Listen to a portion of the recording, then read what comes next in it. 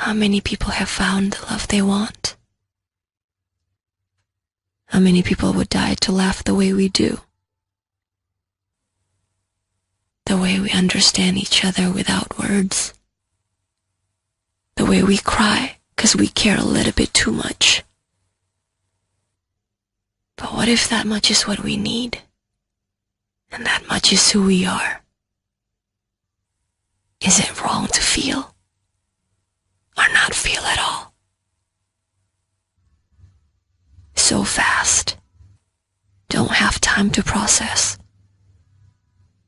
I hear a lot of noises. Who are you? Which one are you?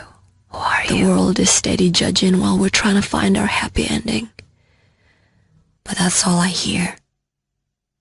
Noises.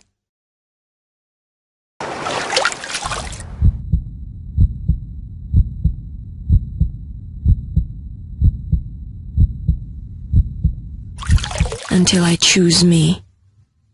Complicated, happy me. And then I'm finally free.